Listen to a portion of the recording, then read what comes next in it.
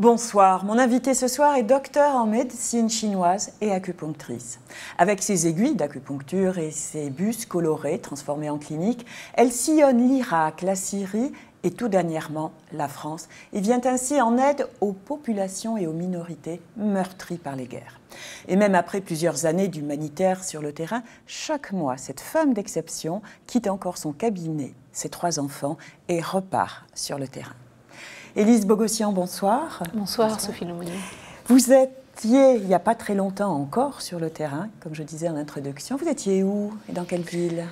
Dans le nord de l'Irak, plus particulièrement autour de Mossoul et dans les villages qui viennent d'être libérés. On a régulièrement des évaluations qui sont réalisées sur les territoires libérés, notamment pour évaluer les besoins et permettre aux familles, puisque maintenant qu'on espère que cette guerre va bientôt s'arrêter, il faut aider les familles qui vont rentrer chez elles. Et souvent, ça passe par l'accompagnement et la mise en place de structures médicales, mais aussi l'éducation. Nous, on s'occupe du médical et donc j'étais en repérage là-bas. D'accord, mais il n'y a pas une urgence, je dirais, comme vous avez pu l'avoir dans d'autres camps où vous interveniez. Il n'y a pas une urgence vitale et c'est plus sur du long terme maintenant que vous travaillez. On a les deux. Puisqu'on a, avec cette bataille à Mossoul, on a des flux importants de populations civiles qui continuent d'arriver.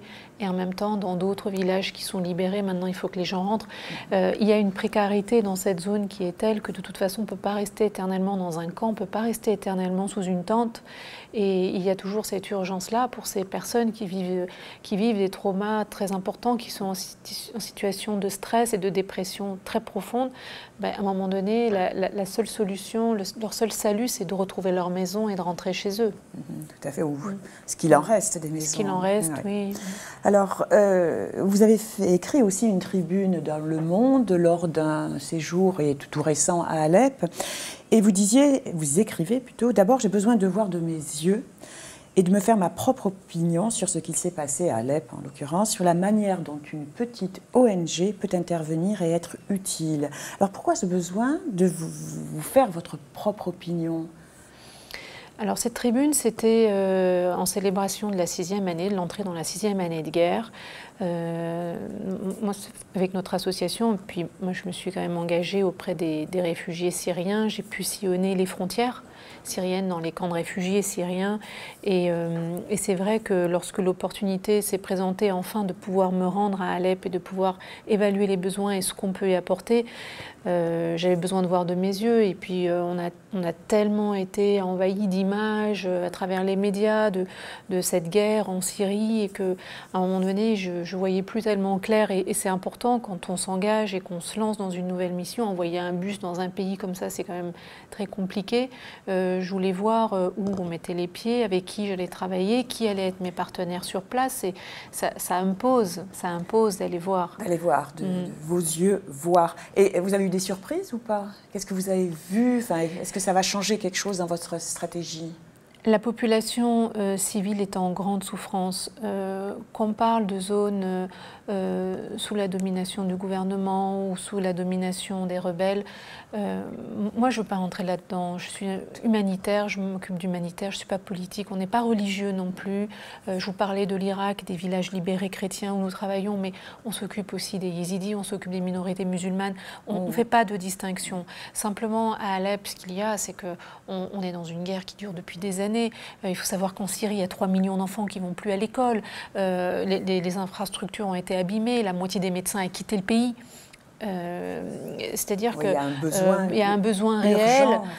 Moi, j'ai besoin de travailler dans des conditions de sécurité. Je ne peux pas m'engager n'importe comment, n'importe où. Et c'est vrai qu'à Alep, c'est important d'y être. C'est important de... Si on ne reconstruit pas Alep, on ne pourra pas reconstruire la Syrie. Il faut passer par Alep. Alors voilà, pour aujourd'hui, ce constat que vous faites. Alors je voudrais quand même revenir sur vos débuts dans l'humanitaire et en particulier votre première mission en solo avec votre mallette d'aiguilles d'acupuncture. C'était, je crois, fin 2013 en Jordanie. Alors vous vous retrouvez dans un hôpital qui soigne les blessés de la guerre et avec le chirurgien, vous faites la visite des blessés et voici ce que vous écrivez dans votre livre. Alors je vois quoi? Je vois des bandages, des plâtres, des tiges métalliques pour immobiliser un genou, une hanche, une épaule, remettre en place des déformations importantes. Ces jeunes hommes sont très abîmés. Alors c'est le chirurgien qui vous emmène donc faire la visite et il propose l'acupuncture pour calmer les douleurs. Alors vous dites, personne ne refuse. Les voisins de lit sont curieux, un petit attroupement se forme autour du premier patient. J'ai ma mallette à la main, il me regarde comme si je venais faire un tour de magie. Je sors ma boîte d'aiguilles, j'attendais ce moment depuis si longtemps, j'ai l'air très sûr de moi, alors que je n'ai jamais traité de blessé, entre guillemets, tout frais. Ça vous rappelle des choses agréables, désagréables, beaucoup d'émotions? C'était vos premiers essais. Oui, et puis c'était quand même pas facile cette première fois parce qu'au départ, c'était pas un choix de partir en solo. J'ai essayé de m'intégrer dans des grandes structures, de proposer mes services. L'acupuncture dans la prise en charge de la douleur, dans les grandes ONG, c'est pas tellement dans leur programme, c'était pas. Mais ça sort des cadres. Ça sort des cadres. Et puis moi, j'étais très déterminée. J'ai étudié l'anesthésie par acupuncture longtemps au Vietnam. J'ai travaillé sur la douleur longtemps, notamment dans les salles de naissance, auprès des blessés de la guerre du Vietnam, chez des héroïnomanes en sevrage, sur le syndrome de manque qui crée des douleurs. Et je trouvais ça tellement dommage de ne pas pouvoir être intégrée que finalement, je me suis orientée directement vers des équipes locales syriennes. Et là, j'ai été accueillie à bras ouverts parce que ces gens-là sont tous des bénévoles de la diaspora qui viennent, qui donnent un coup de main. Et puis, il faut savoir que dans ces régions-là, c'est quand même difficile d'avoir accès aux antidouleurs, c'est quand même difficile de trouver de la morphine, c'est quand même difficile d'avoir des médicaments qui ne sont pas falsifiés. Il y a des taux de contrefaçon très très élevés. Et puis on m'a laissé essayer. Et c'est vrai que ça s'est bien passé. Et ça y est, vous avez mis le doigt, je dirais, les aiguilles dans l'engrenage. Alors, qu'est-ce qui vous a poussé vers le Moyen-Orient comme ça? Qu'est-ce qui vous a poussé à faire ça, vers l'humanitaire, vers cette médecine un petit peu particulière? Je pense que j'avais probablement une prédisposition à faire de l'humanitaire, définition oui, c'est un grand mot, mais appelons-le comme ça. Être au service des autres, des victimes, des minorités. Je savais que j'aurais une vie j'ai toujours su que j'aurais une vie professionnelle tournée vers l'autre, vers ceux qui souffrent. Je ne savais pas encore comment, quoi, où. Et puis c'est arrivé progressivement. Je pense que dans la construction de la personnalité de quelqu'un qui se construit, qui est en devenir, il y a des étapes dans la vie. Et moi, je suis arrivée à un moment dans ma vie où tout allait très bien. J'ai construit ma vie, ma famille, j'avais mes enfants. Et puis, vous faisiez des études de sciences même, oui, très cartésiennes, je dirais. Oui, très cartésienne. Et puis, à un moment donné, quand tout va bien, il y a aussi notre propre histoire personnelle. Moi, je suis une descendante de survivants du génocide arménien. Mon père est un réfugié. Et puis, dans cette vie confortable de bobo parisien, j'avais par moments, vous savez, comme des bulles de champagne qui remontent en surface, la sensation que je laissais derrière moi ceux qui n'avaient pas eu ma chance. Et j'ai eu envie, à ce moment-là, de relier les bouts de cette histoire, parce que ça fait partie de mon histoire. Vous dites dans votre ouvrage que vous voulez arranger les choses et réparer les malades. Alors, je trace un petit peu votre parcours. Vous êtes bon élève, vous passez votre enfance en Seine-Saint-Denis et vous faites, donc, comme je disais, des études scientifiques. Et en fait, vous êtes comme un lion en cage dans cette fac de sciences. Et vous faites quand même, si je me permets de le dire, l'expérience de la maladie avec une colite hémorragique, comme vous racontez dans votre livre, qui résiste à tout. Et on vous conseille l'acupuncture. Et là, c'est une révélation. Vous avez senti qu'il se passait quelque chose le jour où, pour la première fois, on vous a posé des aiguilles. Racontez-nous. C'est personnel, mais on touche finalement une discipline qui est humaniste. Et quand on vous parle ou quand on vous traite comme un être humain qui souffre, forcément, ça appelle à certaines prises de conscience. Et c'est vrai que cette médecine-là m'a permis de mieux comprendre aussi qui j'étais, comment j'avais fonctionné, et puis ce que j'avais emmagasiné, peut-être comme stress ou comme souffrance ou comme non-dit. Et c'est pour ça que ces deux médecines, finalement, la médecine chinoise traditionnelle et les médecines modernes actuelles, pour moi, sont extrêmement complémentaires. Et c'est le message que je fais passer à mes patients au cabinet à Paris, que même si on souffre d'une maladie grave, d'un cancer ou d'une maladie dégénérative, ou un petit bobo, ça peut être une migraine, finalement, il y a aussi derrière la prise en charge d'une personne dans sa globalité. Et ça, c'est quelque chose avec la modernisation, avec l'industrialisation, avec toutes les prouesses scientifiques qu'on a été capable de faire. On a tellement découpé qu'on a perdu cette l'organe essence-là. plus que le global. Et moi, j'ai eu la sensation de toucher ça à un moment donné parce que j'étais directement concernée. Et puis plus tard en Chine aussi, lorsque j'étais face à mes premiers malades. Bon. Oui, parce que vous avez passé 2 mois de stage en clinique, de stage de clinique à Pékin. Alors là, vous restez sur la réserve, je dirais, parce que vous n'avez pas eu le droit de planter une aiguille. Et alors, vous piquez orange, mandarine, sac de riz, mais vous n'avez pas le droit de toucher aux patients. Non. Ça a été relativement frustrant, mais vous avez appris quelque chose ou pas, quand même? Oui, je pense que j'ai arrivé avec mes certitudes, une certaine opinion ou estime de moi-même qui est à l'opposé, finalement, de ces philosophies taoïstes, bouddhistes, qui sont beaucoup plus basées sur l'écoute, l'observation. Et en fait, on ne m'avait pas appris ça à l'université. Je n'avais jamais appris ça. Et j'arrive dans un hôpital en Chine, dans un service d'acupuncture, avec un vieux maître qui voit ça chez moi. Donc, en fait, ça a été une véritable claque, parce qu'il me dit, si tu n'es pas capable d'observer, si tu n'es pas capable d'écouter, mais tu ne seras jamais capable de soigner. Et moi, j'arrivais avec mes certitudes. J'avais travaillé dur pour payer ce premier voyage, parce que bon, je travaillais les week-ends dans des supermarchés. Et en fait, c'est aussi une leçon de vie, en fait, c'est ça. Et comprendre, même si, écouter, comprendre, même si on ne parle pas la même langue, ça paraît un peu difficile. On peut communiquer même avec des silences. Et on le voit en Irak. Je veux dire, moi, je ne parle pas la langue des yézidis, je ne parle pas l'araméen, je ne parle pas l'arabe, mais on arrive à communiquer à travers le regard, à travers le ressenti. Et puis en médecine chinoise, on sent aussi l'énergie différemment, avec des outils qu'on apprend à maîtriser. C'est une autre vision des choses, c'est une autre vision du corps, c'est une autre lecture de la maladie. C'est ça qui est intéressant. Et quand on arrive à les mettre ensemble, avec la médecine moderne actuelle, les scanners, les IRM, tout, c'est un plus incroyable pour les patients. Donc, alors après ce stage un peu frustrant à Pékin, bon, vous réussissez quand même à faire une mission dans le camp de Zaatari, c'est un camp de réfugiés syriens en Jordanie.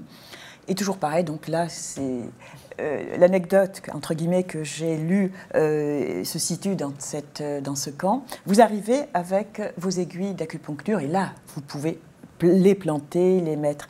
Mais que peut l'acupuncture dans un tel endroit où il y a des blessés, des traumatismes, des balles, des brûlures, etc. Qu'est-ce que, à part, c'est la douleur essentiellement que vous essayez de... Oui, on ne va pas révolutionner c'est pas la fonction maladie. On ne peut voilà. pas en si peu de temps, c'est impossible. Et puis il y a d'autres outils, d'autres branches dans la médecine traditionnelle chinoise, la pharmacopée qu'on ne peut pas utiliser.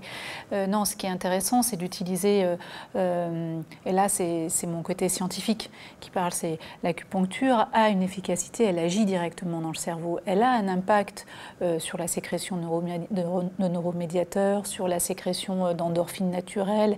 Elle a des effets centraux et périphériques.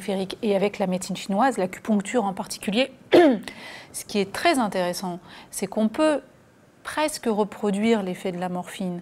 Et sur les blessés, sur les douleurs inflammatoires, sur les douleurs post-opératoires, sur les nausées, sur les tachycardies chez les petits-enfants qu'on a opérés, qui étaient des amputés et qu'ils ne supportaient pas la morphine et qui vomissaient, qui maigrissaient, l'acupuncture va aller contrebalancer cet effet-là. Et on a des effets sur la douleur qui sont visibles rapidement. Les effets, je parlais des douleurs des membres fantômes, les douleurs liées au niveau, au niveau du site opératoire et de la section du nerf, les effets sur la nausée. Comme je vous disais, chez les enfants, la morphine et la chirurgie entraînent quand même un certain nombre d'effets secondaires. Et puis toutes ces douleurs s'ajoutent, ça devient une espèce de millefeuille de souffrance, de douleur. Et l'acupuncture, elle arrive à alléger ça. Alors, pas tout, mais on avait quand même des résultats assez marquants, assez visibles, à un tel point que finalement les chirurgiens eux-mêmes voulaient apprendre. Et puis du coup après, c'était une phase, on a essayé de transmission, c'est pour ça que je suis retournée plusieurs fois. Et c'est ce qu'on fait en Irak. En Irak, on a une partie de nos médecins et d'infirmiers qui pratiquent l'acupuncture, et les patients qui viennent ne demandent que l'acupuncture parce qu'ils ont constaté les effets sur leur douleur. Mais ce sont des effets à long terme, certes. Là, il faut faire plusieurs séances d'acupuncture et vous arrivez malgré tout, parce que dans votre livre, vous dites, là, je suis complètement, on va submerger, on les piquait par 4, par 6, par 8 dans la même pièce, assis, couchés, debout, en plein air, sous une tente. En fait, vous n'aviez pas le choix. On les traitait 2 ou 3 fois par jour quand on était sûr de ne pas pouvoir les revoir le lendemain. Oui. Donc, c'était vraiment les grands débuts. C'était les débuts, on n'avait pas encore de bus. Enfin, on était en plein air. Hein, et puis, il faut imaginer ce que c'est une exode de déplacés, de réfugiés qui arrivent et qui vivent au bord des routes. Il fait nuit tôt. Lorsqu'il y a du vent, on est quand même dans le désert. Le sable vous empêche de travailler. Vous ne pouvez pas déshabiller une femme facilement. On trouvait des espaces. Les enfants tenaient des draps pour qu'on puisse palper les ventres et puis mettre des aiguilles lorsqu'il y avait des problèmes digestifs, des douleurs digestives ou des douleurs d'estomac. Mais c'est vrai qu'on s'est adapté. On mettait tous les genoux d'un côté, les migraines, voilà, parce qu'on a une journée qui passe vite et il y a 50, 60, 100 personnes qui attendent d'être piquées et une séance dure une demi-heure. C'est mathématique. Oui, voilà, difficile. c'est mathématique. Et vous dites on, c'est qui? Alors au début, j'étais associée avec un médecin. Et puis après, acupuncteur donc aussi? Non, c'était un local qui m'aidait. Et puis lui, il retirait les aiguilles. Lui, il faisait sa partie, médecine occidentale. Classique, moi, je faisais la mienne. Et puis après, lorsque je suis rentrée, c'était en l'été 2014, c'était au moment de la grande offensive quand Daesh est arrivé en Irak et que les grandes villes comme Mossoul, Sinjar, tout ça sont tombées. Là, on a eu, je ne sais plus, entre 400 et 800 000 réfugiés qui sont arrivés en quelques jours. Et donc, lorsque je suis rentrée en France, on a décidé de lancer notre première campagne parce qu'on voulait une clinique ambulante. Comme les gens bougeaient, ils n'avaient pas d'adresse fixe, et puis il y avait très peu de camps, ils étaient tous saturés. La majorité des déplacés, des réfugiés, étaient dans les rues ou dans des squats improvisés avec l'église, avec des sites religieux ou alors prêtés par les mairies. Voilà. Donc nous, il fallait qu'on ait un concept de soins ambulants. Oui. Voilà. Et une ambulance, ça n'allait pas. Ce qui était bien dans le bus, c'est qu'on pouvait travailler à plusieurs. Et effectivement, aujourd'hui, un bus type tel qu'on a, qui fonctionne, c'est 6 professionnels qui travaillent dedans. Donc on a créé des cabines, des cloisons entre le chauffeur, le logisticien, le pédiatre, lorsqu'on fait de la suture. Voilà. Ah oui, là vous avez élargi l'offre entre guillemets. Là, on a élargi que l'acupuncture. On a même construit un laboratoire, on a des dentistes, on a des psychologues, parce que vous êtes face à une population qui a vécu des traumatismes. Alors vous avez des enfants qui ont été enrôlés dans l'armée, qui ont subi des mutilations, des femmes qui ont été des esclaves sexuels. En particulier, vous êtes beaucoup occupé de la minorité des yézidis. Des yézidis. Alors bien sûr, avec l'acupuncture, on va soulager les migraines, mais derrière, le besoin, il est d'ordre psychologique, psychiatrique presque. Donc on a des médecins, des psychologues qui viennent, qui nous soutiennent, qui renforcent l'équipe locale. Et comment sont-ils formés? Alors, c'est vous qui vous occupez de ça? Nous, on s'occupe de la formation de l'acupuncture. Après, on a des professionnels français, suisses, d'autres pays, voilà, qui viennent et qui apportent leur champ de compétences. On a des psychologues qui viennent de renommée comme Marie de Henzel et d'autres qui viennent et qui apportent leurs compétences. Qui viennent sur place. Sur place. On a des gens comme René Friedman, Jean-Marc Ayoubi qui sont venus pour évaluer les besoins parce qu'on met en place une formation pour les sages-femmes. On a fait une formation sur la chirurgie des brûlés, la psychologie, moi ça je l'ai dit, et puis les premiers secours. Alors actuellement, vous disposez de quoi? De plusieurs bus, je crois. Plusieurs bus. C'est essentiellement votre mode d'intervention. C'est notre particularité, oui, c'est ça. C'est la capacité de déployer des équipes mobiles et puis l'acupuncture. C'est nos deux ADN. Notre ADN, voilà. En langue pas du tout chinoise, je dirais. Alors, avant d'en arriver à ces bus, avec cette notoriété qui vous a permis d'agrandir et d'avoir ces 2 ou 3 bus, on verra que vous en avez d'autres aussi. Comment ça s'est passé? Vous êtes partie quand même toute seule, vous disiez. Vous n'avez pas eu des moments de peur quand même, de peur d'enlèvement? Vous n'avez pas subi des pressions? J'ai toujours préparé chacun de mes voyages. Je ne suis jamais allée dans des zones où il y avait ce risque-là. J'ai toujours travaillé en collaboration avec des équipes militaires. Je suis toujours restée dans des zones sécurisées. Et du coup, non, j'ai jamais eu cette peur. Vous n'avez jamais eu peur, oui. Et est-ce que vous subissez des pressions politiques, pressions... c'est difficile, parce que vous êtes dérangeante quelque part quand même. Non, les seules pressions sont les pressions aux frontières. Lorsque vous amenez un bus, vous passez 2, 3 frontières. Ça peut arriver qu'on ait des soucis aux frontières sur la marchandise qu'on transporte, qui parfois, on a dû... oui, vous savez, ce Moyen-Orient, c'est beaucoup les bachiches, c'est beaucoup les négociations, et puis vous êtes une femme dans une région où c'est l'homme qui décide, c'est une société très masculine. Donc les pressions, c'est plutôt se retrouver d'égal à égal et faire passer ces messages sans tomber là-dedans. Parce que quand vous commencez à tomber dans ce système des bachiches, des dessous de table, c'est quand même difficile d'en sortir. Et donc, c'est ça. Mais ça s'est toujours bien passé. On a eu peut-être quelques soucis aux frontières turco-irakiennes, mais c'était vraiment d'ordre matériel. Après, bon, on prend les précautions pour les éviter une fois qu'on commence à avoir l'habitude. Parce qu'en fait, ces bus n'ont pas été montés sur place, mais viennent de France Oui, alors en fait, dans ces régions-là, vous ne pouvez pas être propriétaire de matériel, vous n'avez pas la nationalité irakienne. Maintenant, j'ai ma carte de séjour, mais à l'époque, ce n'était pas le cas. Et du coup, c'était quand même difficile d'être propriétaire de matériel, de pouvoir le faire circuler librement. Et puis surtout, ça ne coûtait pas du tout les mêmes prix parce qu'ici, on a eu des donations et puis on avait la garantie que c'était du matériel fait en France avec des ouvriers français. Bon, c'était, pour des raisons logistiques, c'était mieux de le faire ici. Après, c'est le transport qui est plus ou moins long parce que vous prenez le bateau à Marseille, vous allez jusqu'en Turquie, après vous traversez la route, vous rentrez par 2 frontières, si c'est par le nord de l'Irak et par la zone kurde. Mais non, nos bus, on les achète ici, on les retape ici, parce que c'est quand même long et ça demande aussi une certaine organisation de désosser un bus et puis de le transformer. Oui. Ça nous prend 2-3 mois de travaux. On a un petit atelier en banlieue parisienne. Qui vous aide à financer tout ça ce sont des dons? On lance beaucoup d'appels à la générosité du public. Et voilà, d'ailleurs j'en profite, c'est vrai que c'est ce qui donne du souffle dans nos ailes.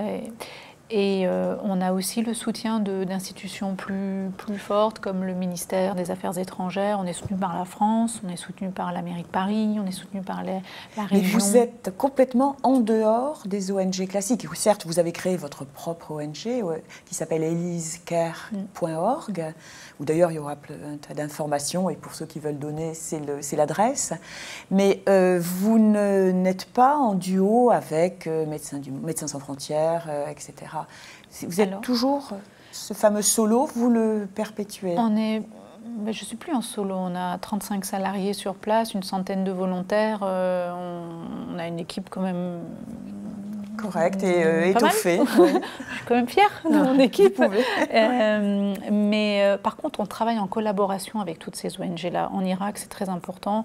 Il y a un bureau des Nations Unies, en collaboration avec le gouvernement, qui nous convoque tous les mois. On a des réunions mensuelles, des réunions hebdomadaires pour la prise en charge psychologique des réfugiés. Et on se répartit le travail, on travaille en réseau. En fait, on travaille ensemble, tous. C'est ça qui est génial maintenant. C'est qu'on arrive même à faire des échanges de services. Quand nous, on a par exemple des enfants très malades qu'il faut opérer, on les réfère, eux, ils nous réfèrent des gens. Et puis la cartographie de cette zone, et ça c'est très bien organisé par le Kurdistan irakien, on a chacun notre bout de territoire, et pour que l'aide soit le plus possible couverte. Le grand territoire. Et, alors, il y a quelque chose qui est surprenant. Enfin, la question qu'on peut vous poser, vous l'avez posée sans doute beaucoup à d'autres, mais moi, je vous la pose. Comment vous allez maintenant? Parce que mener tout ça de front, le cabinet en ville, à Paris, la vie de famille, les enfants, et ce métier tout à fait différent qui est d'être humanitaire, comment vous allez avec tout ça? Je suis très organisée déjà, on ne peut pas faire autrement. On est obligé d'être très très très bien organisé, d'être bien entouré. Et puis je suis plus à temps plein dans mon cabinet, je passe beaucoup de temps avec ma famille. Vous avez un cabinet d'acupuncture à Paris, hein, c'est ça? Oui. Ah, oui. Donc j'ai organisé mon temps de travail pour pouvoir faire les deux. Et puis surtout, comment je vais, ça apporte beaucoup de bonheur, parce que après, c'est la définition du bonheur. L'objectif, réparer les âmes, les corps, les malades, est atteint pour vous maintenant? Oui, parce que je me sens surtout très utile, et puis je suis heureuse d'arriver à cette période de ma vie où je peux faire ça, où je peux tendre la main aux autres comme on l'a fait à nous, quand mon grand-père, mon père étaient des survivants directs de massacres, de persécutions, et ça apporte beaucoup de satisfaction d'être dans cette histoire finalement qui est une histoire. Et puis surtout, je pense que c'est aussi peut-être ce que se posent beaucoup de gens, parce qu'on est quand même dans un pays où, si je fais référence à ma génération et la génération qui suit des plus jeunes, on n'a pas connu la guerre, on ne connaît pas la faim, on manque de rien, on a tout. Et on est quand même le pays qui consomme le plus d'antidépresseurs dans le monde. Où est pourquoi je trouve que quand je vois les gens, même dans mon cabinet, autour de moi, des amis, tout le monde, il y a cette quête que les gens ont de donner du sens à leur vie, et ça fait partie du bonheur. Et je ne pense pas que se construire un monde à soi, où la satisfaction de besoins soit la recette du bonheur. Et moi, je trouve, je cherche, enfin, j'ai beaucoup de failles, beaucoup de défauts. Je pense que une source de satisfaction profonde que je ressens, de bonheur que je ressens, elle vient du fait que je suis utile, j'essaye d'être utile aux autres, et la notion d'engagement, et là je ne parle pas de religion, ni de la foi, tout ça. Je parle vraiment de comment on est lié aux autres, et qu'est-ce qui, en nous, fait que ce sentiment d'unité aux autres, le lien à l'univers, comme disent les Chinois, finalement, fait que c'est aussi ça, l'amour universel.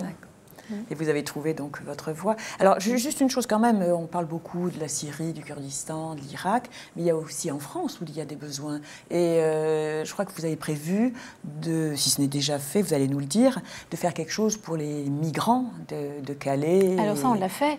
Pendant un an, on l'a fait. Et la jungle, elle a été démantelée. Et puis. Qu'est-ce que c'est devenu? Et c'est fermé, ça a été brûlé. La jungle a été Mais complètement évacuée. Bus, là aussi. On avait un bus là-bas, bien sûr. Oui, on est resté jusqu'au dernier jour. Et puis. Là aussi, bien sûr, on est en phase d'électorat. Enfin, je trouve que on est dans cette période on a 65 millions de réfugiés dans le monde. D'ici 4 ou 5 ans, les Nations Unies annoncent un chiffre multiplié par 4.